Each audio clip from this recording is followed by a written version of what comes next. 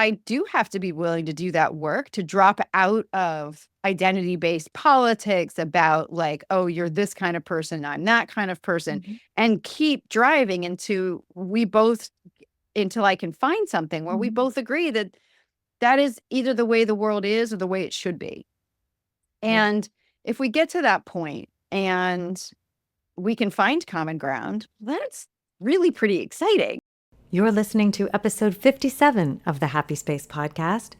Today, we're exploring powerful ways to get your message across by saying what they can't unhear with message designer Tamsen Webster. Hi, I'm Clare Kumar, your proudly neuroatypical host, exploring the intersection of productivity and inclusivity. I believe that everyone ought to be able to make their richest contribution, but too often people are excluded from spaces, cultures, and experiences. We can do better. I hope that you find inspiration and encouragement in these conversations, for everyone deserves a happy space. Hot on the heels of the Democratic National Convention, I'm seeing comments today in a variety of social media platforms about culling friends lists because of misaligned values. This is the absolute opposite of persuasion. With the 2024 US election still in front of us at the time of recording and approaching very quickly as we release this episode, it was really natural to start to look at today's topic in the context of politics. Today, I'm speaking with Tamsen Webster, author of Finding Your Red Thread, Make Your Ideas Irresistible, a book and methodology I repeatedly refer to whenever I'm forming my own persuasive messages. And now her second book, Say What You Can't Unhear, The 9 Principles of Lasting Change, which makes messages not only more compelling, but change more likely to endure. Tamsen works with organizations who want to be effective and efficient in getting their messages across, not only to be understood, but also to be agreed with. Tamsen came to her curiosity about change communication through her own transformational journey and helping others as a Weight Watchers leader.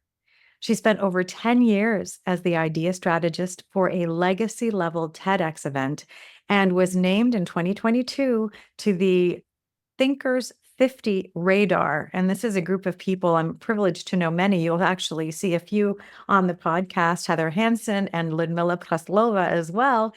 It's a group of people who are esteemed for their ability to think about new things in new ways. Tamsen is a judge and mentor for the Harvard Innovation Labs and a professional advisor at the Martin Trust Center for MIT Entrepreneurship. If you want to convince someone to change the way they are thinking and acting, this is for you.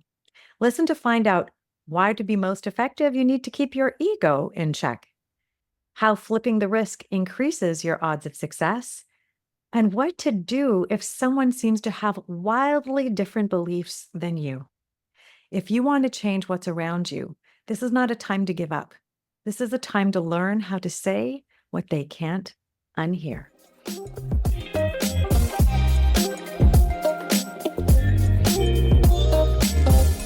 Tamsen Webster, thrilled to have you with me and for our listeners to get to hear from you directly. Oh, I'm delighted, and such color and joy coming from you, Claire. This is going to be fun. Yeah, I mean, we had a lovely conversation. I was just mentioning to you before I hit record now that we could have recorded that. It was so good. And so anytime I get to spend with you, I'm always learning and come away with new insights. So this is going to be a gift, listeners. And let's get right into it because Sure. if you're listening when this podcast is going to be released, it's a particularly interesting time in the US in particular because there's a big election happening and your body of work as a message master, message Mm, designer is all around effectively getting your point across, being persuasive. Yep. And boy, that's the name of the game right now. It sure And is. Yeah. yeah, and I kind of want to open talking about, why did that have anything to do with your choice of timing around when the book was released and sort of supporting what's Yeah. going on now? Or I mean, it's It a had much bigger issue than absolutely politics. nothing. Yeah, it was it's it ends up being delightful timing, but it was originally the book was originally supposed to come out in May, and I just missed a few deadlines. Yeah, and then eventually it was like this was as early as they could. My publisher's Page Two could put it out, uh, given the fact that we wanted to put it into physical bookstores and all of that. So, yeah, it just happened to be that this is the right time for it. It feels like the right time.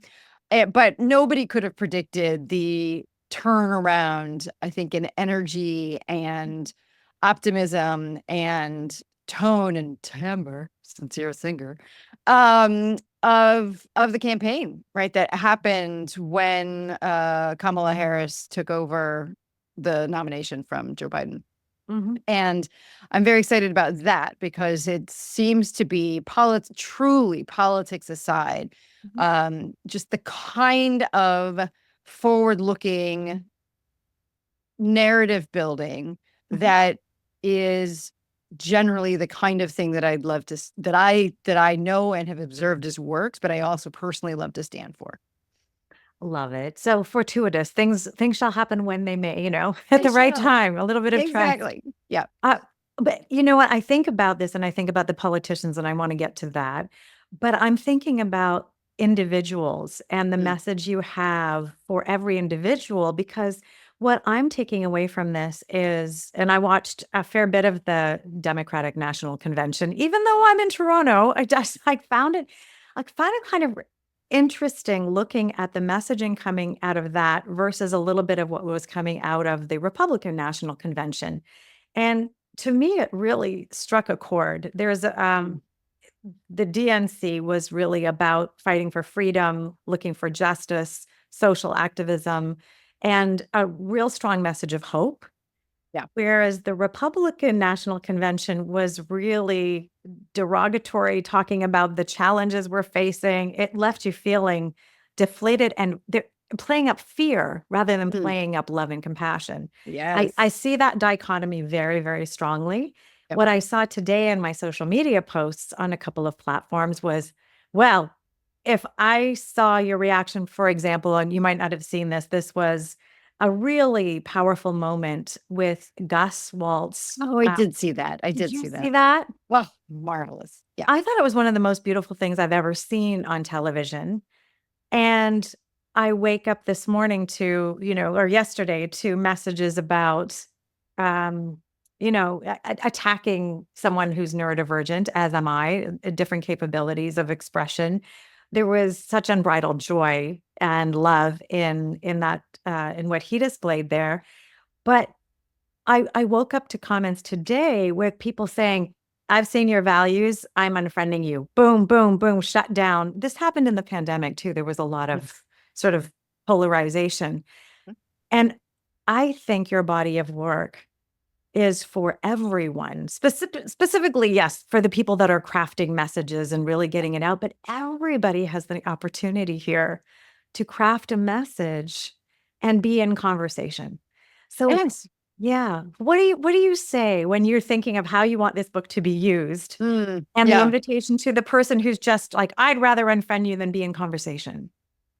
Well, the first thing is if somebody's not looking, if somebody's not, if there's not something that somebody is trying to find an answer for, then they're not going to be open to this book. And that's one of the first and most important things I think that any person can engage with.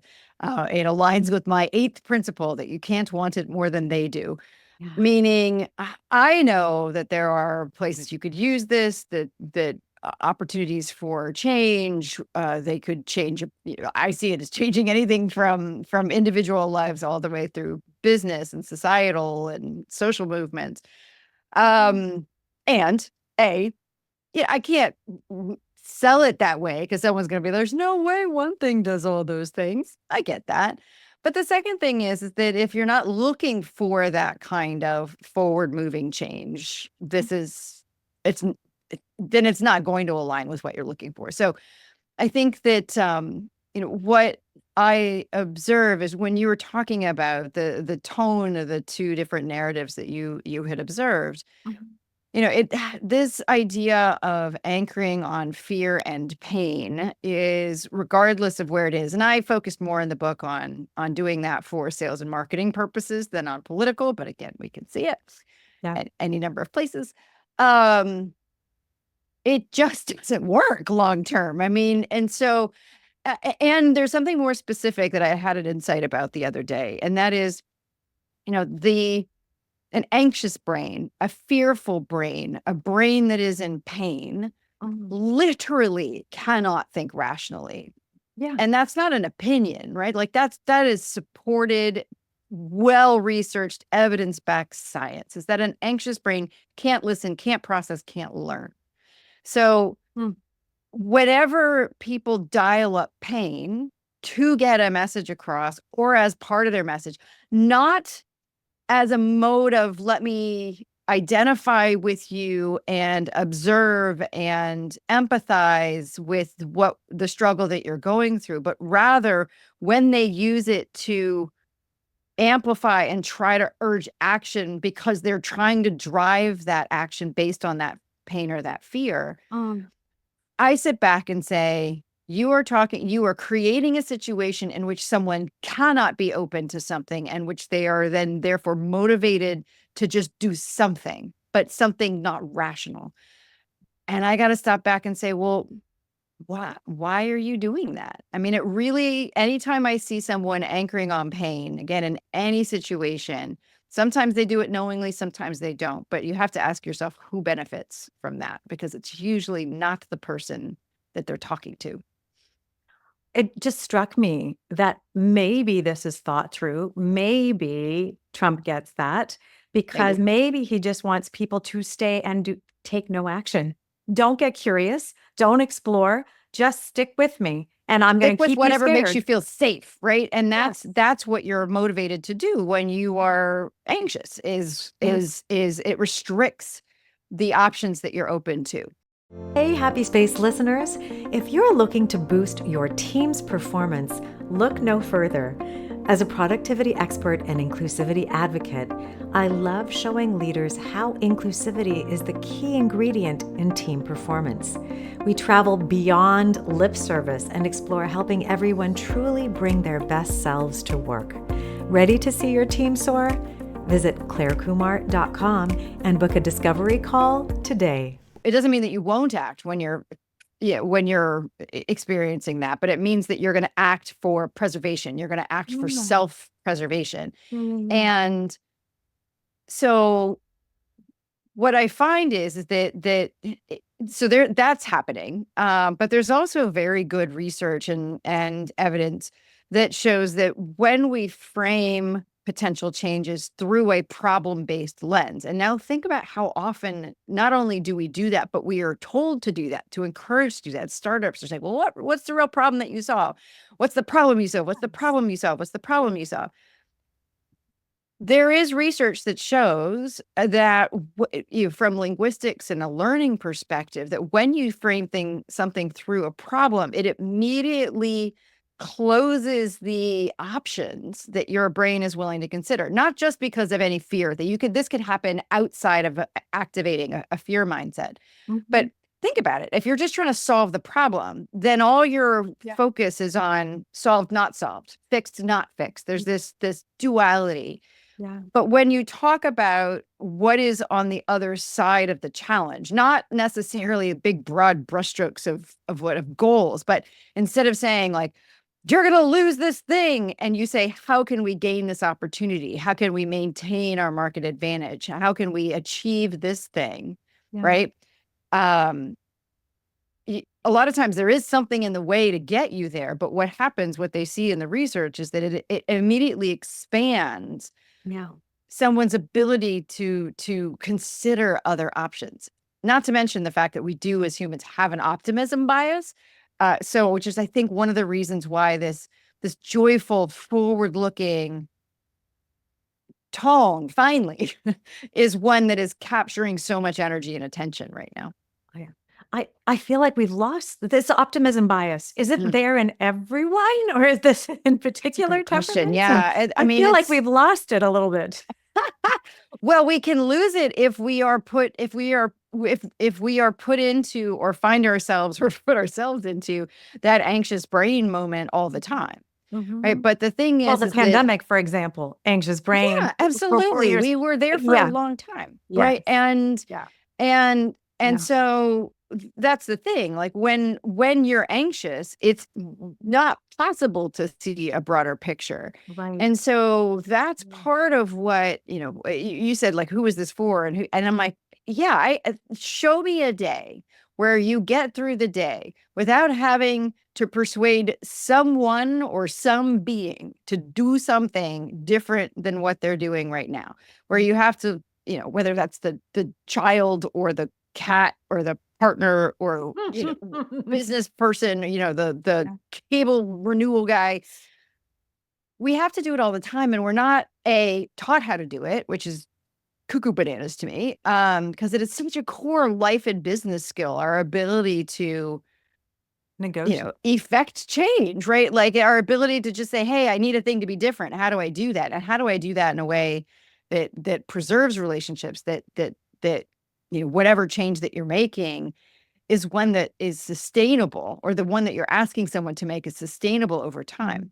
Mhm. And that's part Yes. of where the pain and the fear angle run into trouble, because and I think we're experiencing that. We run into anxiety fatigue. You just get tired of feeling that way. And you don't want to keep doing anything that keeps you feeling that way. And so that's why we tend to, stop doing hyper restrictive diets or hyper aggressive fitness programs.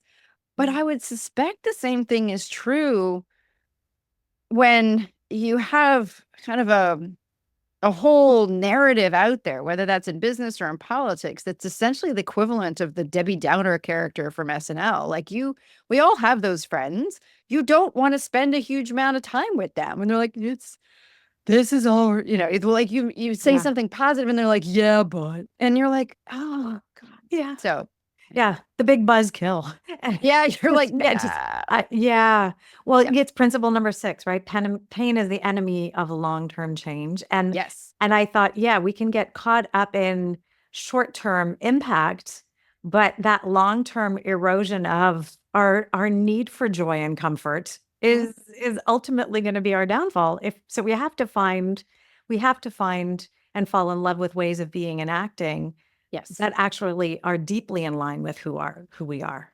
That's right. Because we won't do anything else over time. Yeah. And Yeah. I fully admit that I have a bias towards efficiency, because I swear this is true. Like, I just think that at heart, I don't know that if it's just that I'm lazy, or that I just want to like be able to work on other things. I'm impatient, and I know that I'm impatient, which means that I don't like to have to do anything twice. Oh, I I mean, feel you. I tell most of the people oh, I work with that I was really terrible at practicing piano. oh, terrible. Like, give I me a mean, if new I'm thing not, to kind of learn, but don't make me no. Yeah, I physically start to you're like, just oh, yeah, twitch. Yeah. yeah. Yeah. I hear you. And so, I mean, as someone who chose something, chose communications, branding, marketing, message design, as my career, and particularly I spent most of my time working in or for resource constrained organizations, Mhm. then that you literally can't afford for something not to work, or Mhm. for something not to work long term. You need to be able to say a message and it be something that people can't unhear, that it just Yeah. sticks with them, and then it just changes their perspective. You need to be able to connect with someone quickly and in a way that is as you said, in alignment with your ways of being and what you value, because it has to be in alignment with them too, Mhm. because that's the only way we will sustain something long term. Yeah.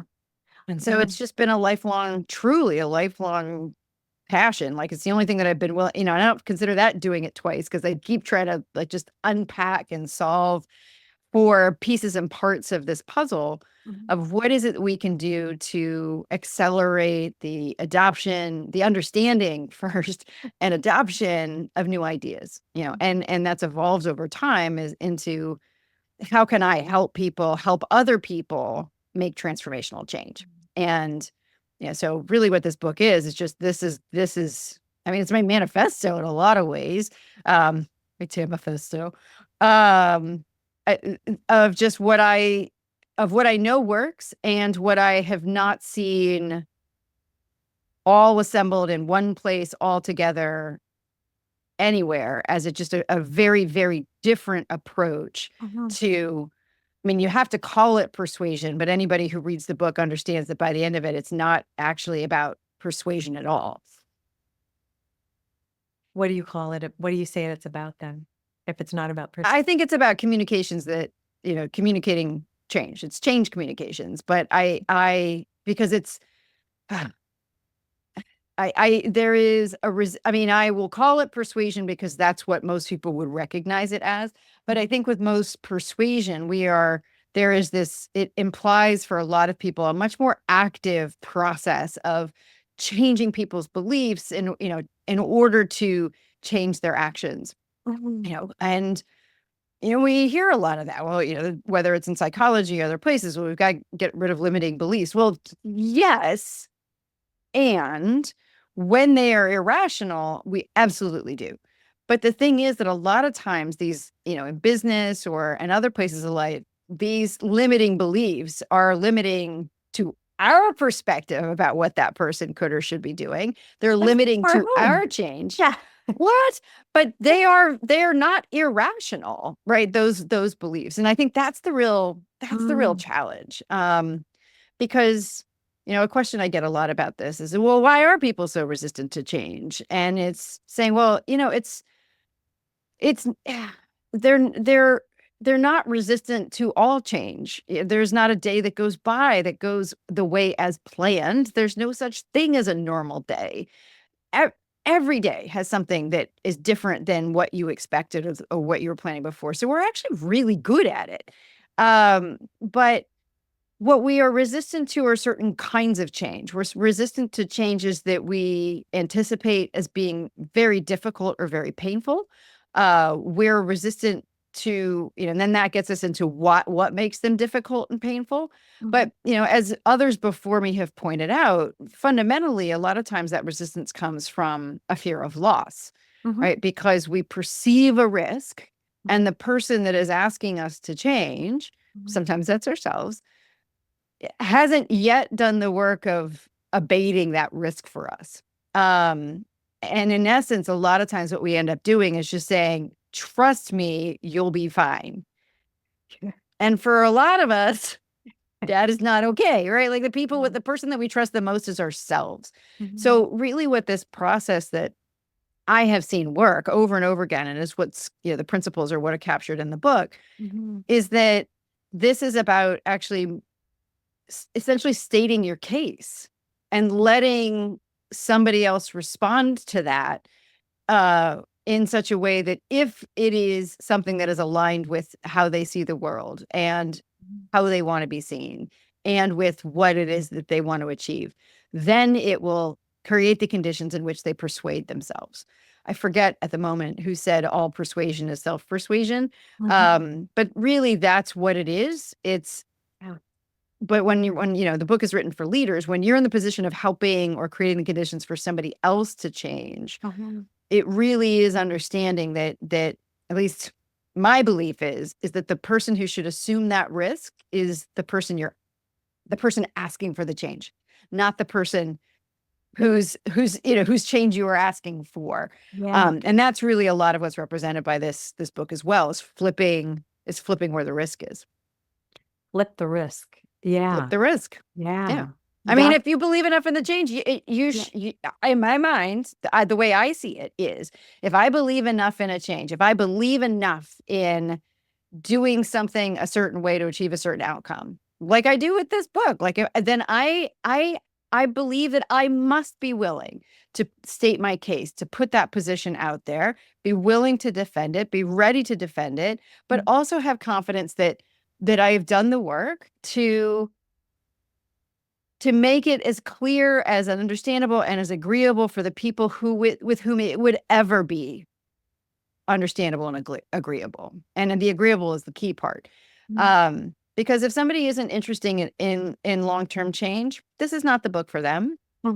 If they're not interested in, if they're not troubled by what others might consider manipulative or coercive or, externally, threats and operant conditioning types of motivation, again, this is not the book. There's plenty of other things out there that talk about that.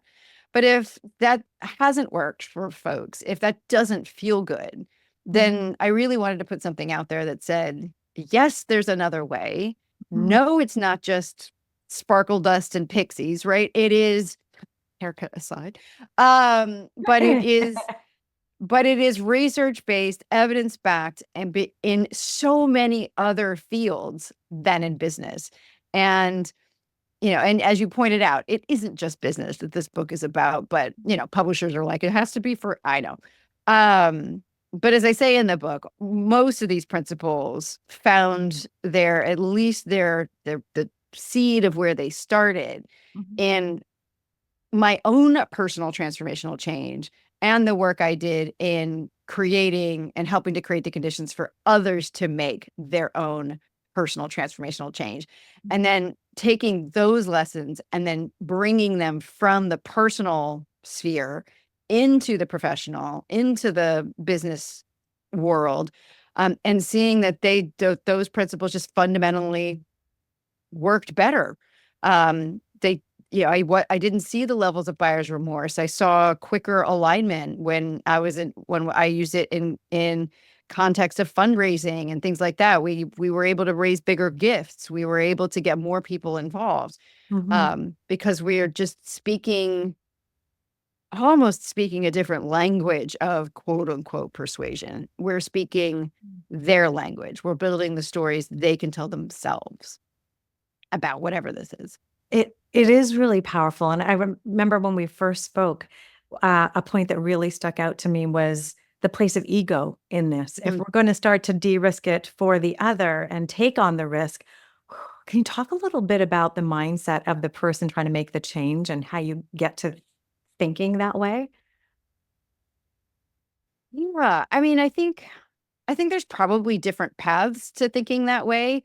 I can really only speak to my path about that. And that is, I've gotten to a point in my life, I don't think I was always here, where in a lot of cases, the idea is more important. Like whatever it is that I'm trying to serve is in fact more important. Like I am willing to, excuse the military analogies here, but I'm willing to lose a battle here and there in order to win the war. I'm willing to kind of sit back, wait, regroup, come back at it a different way, in order to really give everything that I've got for the purpose of, putting something out there, helping a change happen, trying again. So, and on a grand scale, that can be, here's a big idea, but it can also happen just even if I'm engaging with clients. Like there are certain times when the first way I introduce something doesn't make any sense to them. Okay, well, I've got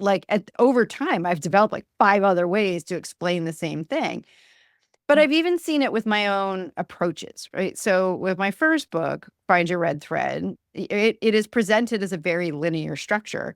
And I found out very quickly from using it with some of my very good friends who are beautiful creatives that a linear structure just doesn't work as well for them. That's not how they think. They think kind of here and there and everything.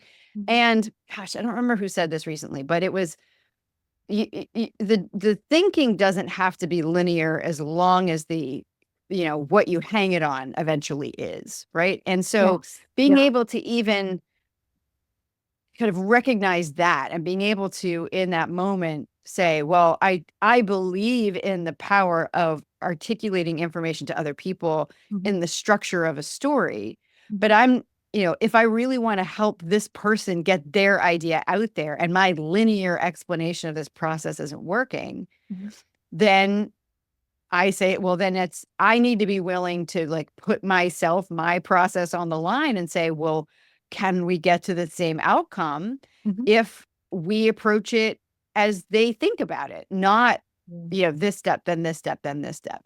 And, the good news was that by, after, and of course there were some friction points where I was like, oh, that doesn't work as well this way. Okay. I need to adjust it to make that work. But to me, that's, if you believe enough in something or you want whatever it is that you're building enough, then I literally can't see any other way to be about that. Because that's just, I know that's how I'm wired. So I wish I could give an answer if somebody's like, yeah, but I'm the most important thing. And I'm like, but I don't know. So maybe this isn't maybe this is not the approach for them. And that's okay too. Because I just got to the point where it's like, I've spent enough time now doing this that if I can't put myself at the center of somebody else's change, I mean, just even if you think about it as a physical thing, I would literally be in their way. Yeah. So yeah, exactly. So I have to give them distance, which means the thing that exists in between is the idea, the change, the, whatever I can put in there. And I can be encouraging. I can, make my case for it. I can do everything I can do. I can turn the phrases so that they are, as impossible to unhear as I can get them. And once I feel like I've gotten it as strong as it can be, that's all I can do, right? I mean, it is why I put this book through so many peer reviewers. My publishers were like, what are you doing? And I'm like, I just really want to know. Like, I want to know like every spot where someone's like, I don't know about that. And I'm like, okay. But yeah, I mean, I think that if someone isn't there yet. That speaks to me of patience. That speaks to me of a patience and anchoring in curiosity and holding on to that to be able to work through the discomfort of thinking, I've got it. The relief that comes with I've got it, to be like, oh no, there's more work to do. Like there's an appetite there. Well, yeah. So I would say that I think patience, if somebody is patient, that's a thing to rest on with that. Like be patient, know that you will get there eventually.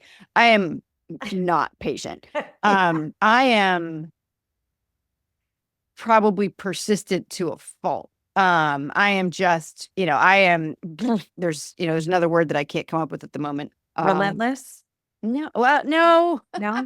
But it's just, I'm dogged in my pursuit of something until I am sure that it will or won't work. Right. And for a very long time, as soon as I ever learned about confirmation bias, where we are more inclined to seek out the things that we believe to be true, I have adopted as my mantra, disconfirm what you believe to be true. So I take anything that I think has that glimmer of, that seems like it's, and I'm the first one to start trying to poke holes in it. And when I think I've filled the holes, I will still turn it over to other people and say, find the holes. Because I am 100% sure that I cannot find them all. There's just no way. No one person can incorporate the entire expanse of the way we think, the way that we see the world, the things that are important to us. And I'm not trying to capture everybody, but I want to make sure that there's nothing getting in the way of the people for whom this is most closely aligned. Meaning, if you want to really get truly folks, emotionally and to feel like a change is theirs, that they want it in and of themselves, not because anything other than the outcome is conditional on it. They're not doing it because your approval is conditional on it. They're not doing it because, they'll have this, this negative outcome if they don't, just because they're doing it for their own reasons. Then if you want that, right? And if you agree with, the second principle is that, the product of, to get to that, we have to be able to tell ourselves a very convincing story about why this thing makes sense, and this continued effort, whatever it might be, makes sense. Mhm.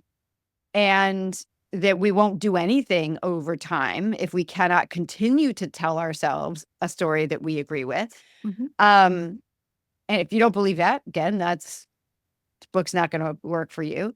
And then the last one is just, again, which I know is so, for some folks, so counterintuitive, but it sounds like once I kind of looked at it, I was like, but wait a minute. If I'm trying to get somebody to agree to something, the easiest place to start is something that they've already agreed with, right? So how can I craft a case for change based on principles, beliefs, values that say that you and I both agree with? Mhm. And that means that you have to be willing to do that work, to drop out of identity-based politics about like, oh, you're this kind of person, I'm that kind of person, Mhm. and keep driving until I can find something where we Mhm. both agree that that is either the way the world is or the way it should be. Yeah. And if we get to that point and we can find common ground, that's really pretty exciting. For instance, in the doctoral program I just started this summer, it's a huge, which is so much fun, and I'm insane. One of my better friends so far, actually my two best friends in the program so far, are both, well, one is, are essentially retired Army Rangers, like US Army Rangers, like battle tested, multiple trips to, multiple, yeah, I'm gonna get the Deployments. word. Yeah, exactly. Deployments. I mean, and these are Rangers, right? They're not just whatever this giant guy. And he's libertarian and all of this other stuff. And it was funny because but for whatever reason, we've been able to connect on these other levels. And, it's just when we do that, there's always a moment where I'm just like, gosh, you're just not remotely like what I thought you would be. Cause he looked at me and he was like, here's this little New England, clearly lives in Bostonian, must be like super liberal person. She's going to like think X, Y, and Z about me for being in the army. And honestly, there is so much more that we have in common about the way to treat people and the way to have, and the way to think about things and whatever than is different. Is Mm. that, and I'm so grateful for the additional perspectives that somebody who is so different from me can provide. Mhm. Again, that's not for everybody either, but when, as we said, I come in from this perspective of, will disconfirm what I believe to be true. And, I firmly believe that the more perspectives we can take, the better we can see something. And again, I can't see everything because I am in the position that I am. Like I am a product of my own habits. I'm a product of, my city, my country, my family. I'm a product of culture. I'm a product of my race. I'm a product of all these other things. And it's my job, to the extent that I can, to be as aware of them as I can be, and to be open when one that I was previously not aware of Mm. suddenly becomes visible to me. Yeah. Yeah. Um, so many things that you've talked about resonate with me. The fact that productivity is personal and we think differently. You said you talked about being persistent and dogged. Yeah. And I relate to that. I've often described myself as a Jack Russell Terrier that's Yeah. just like jumping up really like high for things. And Yeah. like, Yeah. well, but you're not going to tell them don't want that Mm-mm. anymore. They're just going to Mm-mm. keep, right? So No. I Yeah. loved that. I want to talk just a little bit about when you think someone's not going, are they going to care about this at all? So Mm. when I'm working with organizations, I put up the point of view that we should stop unintentionally squandering human potential and that we Mm. should inherently value human contribution. That may not be a belief held by the organizations or a CEO or somebody that, they might be like, humans, commodities, totally, absolutely. Yeah. Don't mind Yep. grinding through and burn out the thing. Deal with it yourself, not my responsibility. Yep. Do I, do I just know that that's going to be the case, or do I Jack Russell Terrier that thing? Where at Yeah. what point is it that the primal beliefs Yeah. are so just opposed that the conversation is not going to go anywhere? Well, I'm glad you brought up the primal beliefs because I continue to think that research, such as Jared Clifton and his team out of the University of Pennsylvania, is some of the most important research for understanding humans, and particularly persuasion, influence, change communications, interaction, period. Because what they appear to be finding is that we have 26 pairs of primal world beliefs about just, whether the world is good or bad, or whether it's safe or dangerous, or whether it's inherently hierarchical or not. Mhm. And I think that's so important to know, probably for a reason that might surprise people, because I think you could look at that and go, oh, well, then there's just some things that we can't resolve. Mhm. And I would say, if you argue for them at that level, correct, right? If yes, if you believe the world is a dangerous place and I believe it's a safe one, and that is one of the primary, premises of an argument for a change, I am not going to convince you, because it is not a sound argument for you, because you don't share that belief. Mhm. And okay, so you may believe the world is dangerous and I believe the world is safe, but I'm gonna bet that we both believe that germs contribute to disease, or that what goes up must come down, or that the more perspectives you can take, the better you can see. Those are not primals. Mhm. They're pretty core. And so this is one of the things that I'm exploring in my doctoral research is, you know, outside of philosophy, has anyone really looked at these levels of beliefs? And even within philosophy, Yeah. has anyone looked at these levels of belief? Because I'm fascinated by them. Um, and, that's what I'm really interested in, because, a lot of the focus, particularly on business communication and those kinds of things, have been heavily influenced, and rightly so, by the work of Argyris and Schoen and what's known as the ladder of inference, right? So I worked for a company that beautifully simplified it to as know, believe, do. That based on what you observe and the information you take in, you develop beliefs which affect what you do. Mhm. Except the primal beliefs actually upset that perspective, in my view, because the primal beliefs are not a product of what you know. They're actually the ground on which that ladder sits. Underneath. Yeah. Right. So that it actually, those primal beliefs start as an ur filter, and as a meta filter for even what information you pay attention to, or how you interpret the information you take in the first place. Yeah. So I think, though, somewhere between the beliefs that are the product of, what you know from an identity standpoint or have been socialized to or whatever, and these primal beliefs where there is a it's not totally a reconcilable split. I have talked to Jared, to Dr. Clifton, about this, and he says it is possible to change primal beliefs. But it isn't going to happen quickly. And since I'm generally in the mode of speaking with business people who have a tiny amount of time, like, it's just not worth it for us to start there. Um, Mhm. but I do believe that there is this other layer of belief that is where more of us connect, and kind of cycling back to some of what we were talking about in the beginning.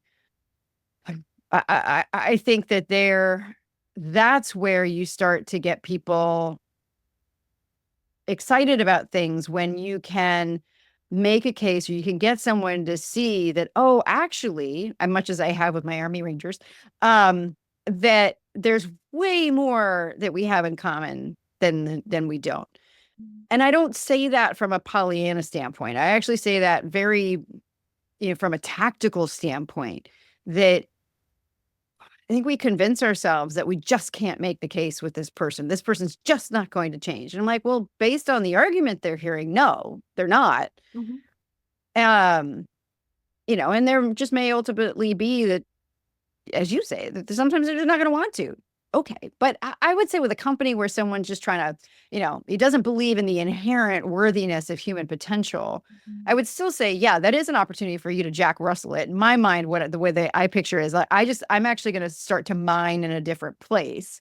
Yeah. Right. So, all right. So the human potential angle isn't going to work, but how can I tie fulfilled human potential to something that person cares about The in a revenue way that and the ability to drive revenue and employee correct. engagement and Right. all of those. Exactly. So, What did you so if hear I, term build bridges of belief? Is that yeah, yeah? exactly. Yeah.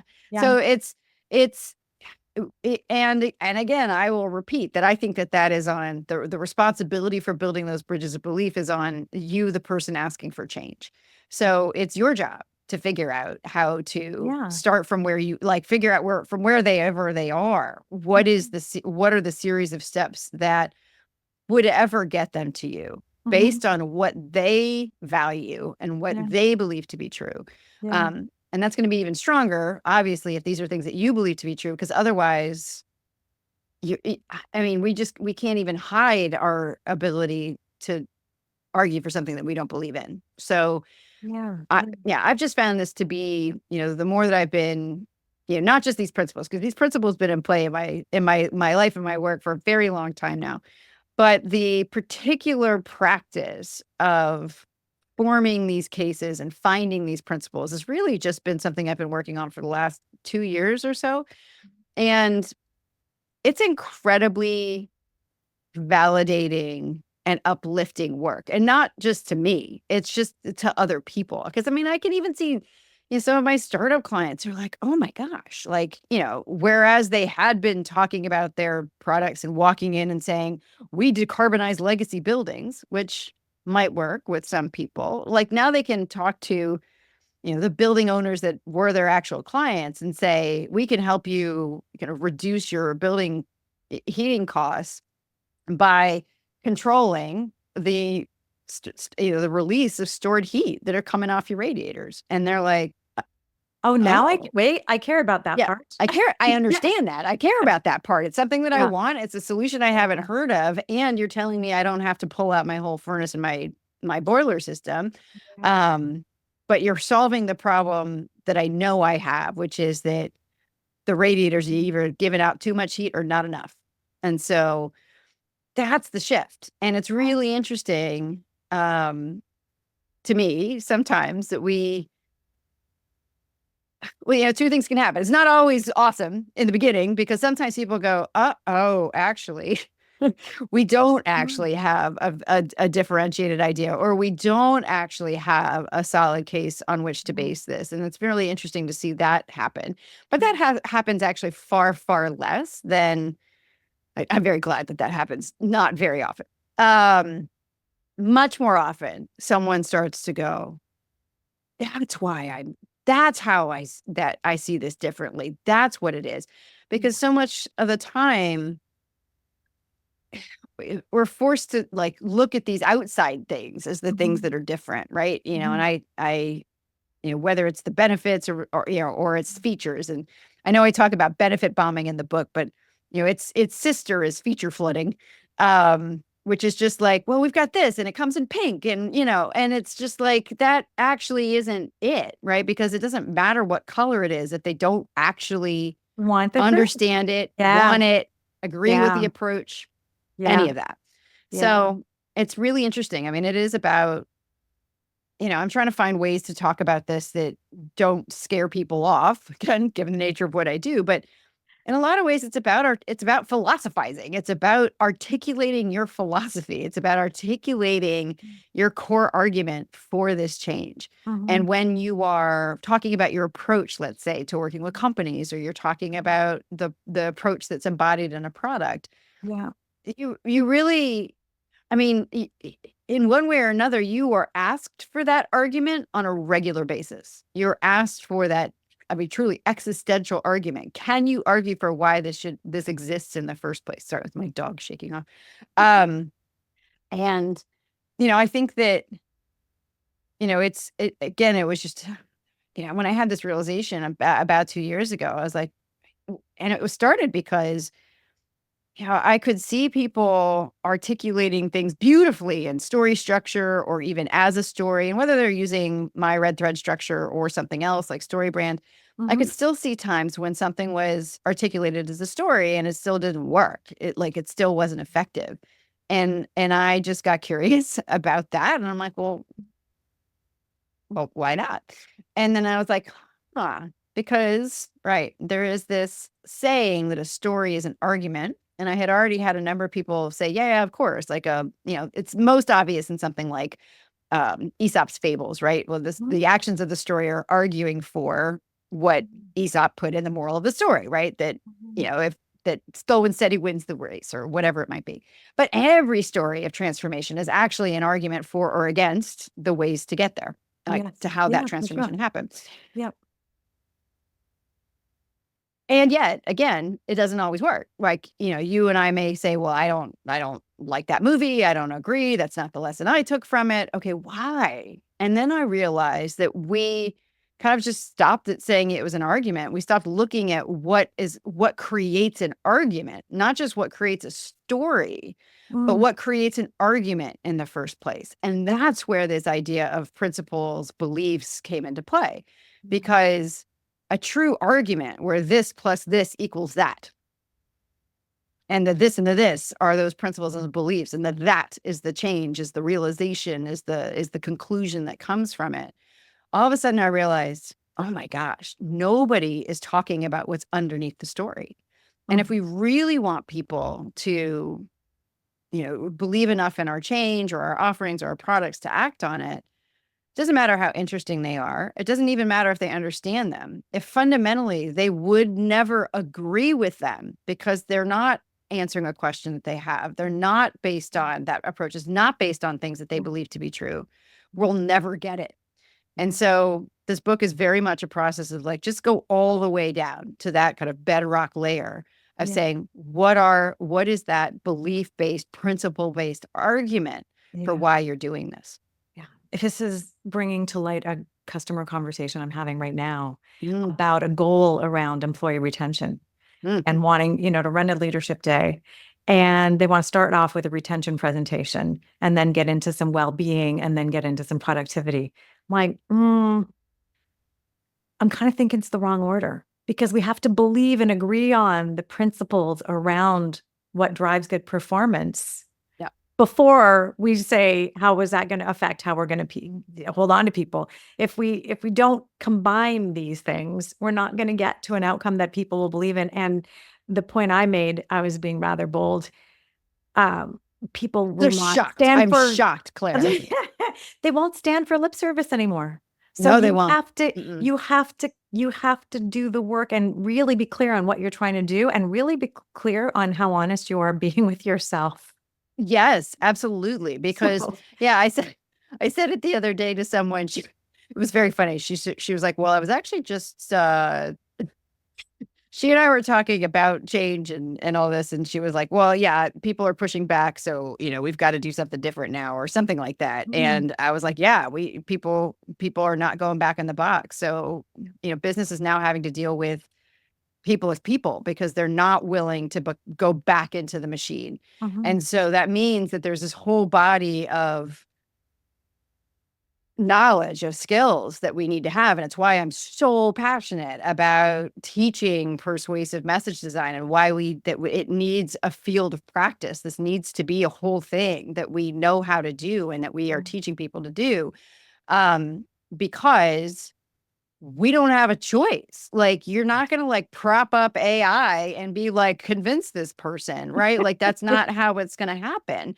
And so, but it's funny. She was actually just on a plane and she was literally talking about how the plane was getting pushed back. But here I was like, this very philosophical thing. And she was like, well, actually, we were just pushing back from the gate. And I'm like, well, I still agree with what I said. I still stand behind it. Yeah, it's very funny.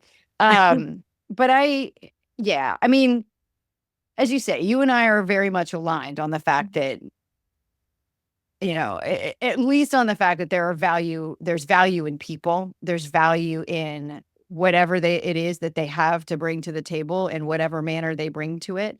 Not everyone agrees with that. I know that. Mhm.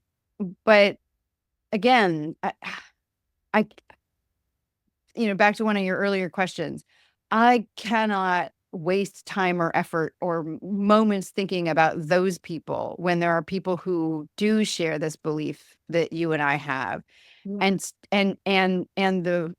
and that problem is fixable for them, right? And so that was so much about why I was truly driven to write this book, because I was just like, I can't change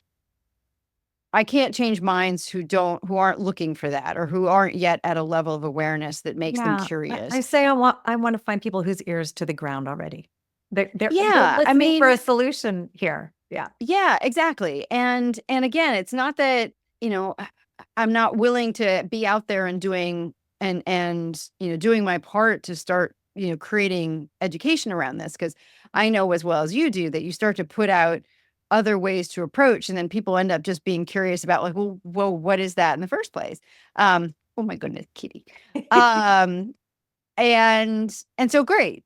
But, again, it's like, fundamentally, as I even say on my website, I'm focused on people who are focused on change, which Mhm. in my mind is not just one-time action, it's sustained action. And once you switch, or once you decide that that is the thing that you're pursuing, the true change, transformational change, it brings in a whole other set of considerations that I think generally we skip over, that are unaddressed. Um, yeah, not intentionally. It's just, again, it's a lot of it's just a product of, a lot of communication information, a lot of persuasion and influence was based on management structure and thinking that was back to the factory model, and back to, line and staff, and command and control. Yeah. And a lot of the persuasion and influence advice acknowledges that. But when you look at other fields, psychology, learning, which is where I'm right now, and it's so interesting, adult learning, particularly, where people bring their own experiences to this, they have their own pre existing frames of reference about things. You can't, and as we are talking about this, generationally, people aren't willing to go into the box, and then once we got out of the box with the pandemic, even, the older generations are like, oh, heck no, I'm not going Oh back yeah, to that. the whole big takeaway from last night's convention was we're not going back, and I I'm not think going back. that's exactly the sentiment for So, the way we work, and a lot of political issues as well. and so the good news is that a lot of the things that we need, right? I mean, exist in these other fields, and that's, very much what I've always seen myself as playing a role in. I mean, I say I'm an English to English translator. That's my job. The most general way is that oftentimes it's from expert to everyday. But sometimes it's from one field into the other.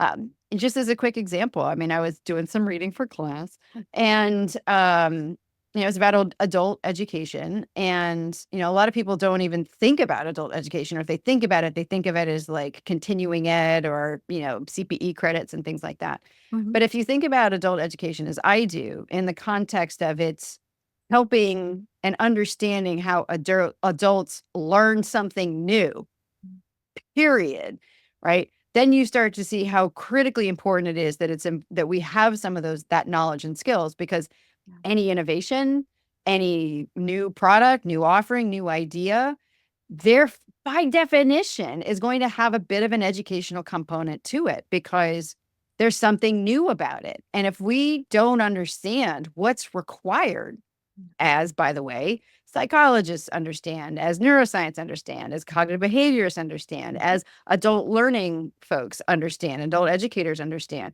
what is required for someone to understand and adopt new information, we are missing out on so much of the opportunity of these amazing ideas, these amazing products, approaches, et cetera, that we're developing. Yeah. And so, adult educators are so interesting to me. They said they describe, adult educations and adult educators see themselves as change agents because of that, because they're all about transforming frames of reference. When I read that for the first time, I was like, gosh, it's just so backwards to me that business, which is constantly looking for change agents, doesn't understand that one of the primary roles of a change agent is, in fact, adult education, helping people understand and adopt new ideas. Yeah. And so fundamentally, these principles that are in this book are just about that. Like, what are the principles behind helping your fellow human understand and adopt and truly adopt something new so that, yes, my bias is towards transformational change, but just so that something different can happen, whatever that might be. You're making me think of Don Norman. And I don't know Don Norman. Don Norman has written a book, The Design of Everyday Things, which has been, cool. I think I got it Take 10 a note. years. I think I got it 10 years ago, and that was the 25th edition. So nice. Okay. It's a freaking classic. And he studied psychology and engineering. So it was understanding design, but as you were doing, looking at how do we work as humans? And my degree was biology. I care about physiology, psychology, like we're animals, we work certain ways.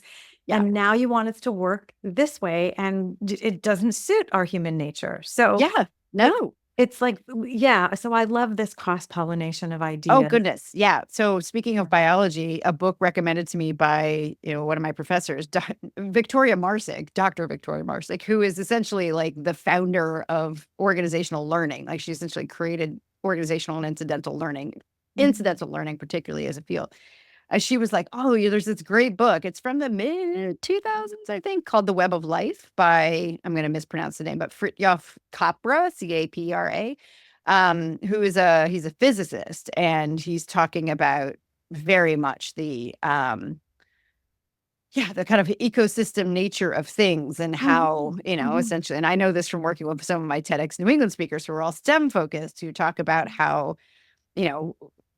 there is fundamentally, the Earth, what we think of as a separate planet from us and who we are, is made of the same matter as we are. It's just we're all in a different form. And so, once you have that realization, you're like, ooh, this starts to switch things. So again, it just comes back to my stance earlier that the more, the more perspectives you take, or the more perspectives you try on, the better you can potentially see things, or at least the more connections you start to get. And that is Hazel telling me that it's getting time. Saying, Mom, wrap it up. Exactly. So for those who are just listening to the audio, you will have probably heard an interruption from Elliot, who was on my desk, and his tail kept waving by.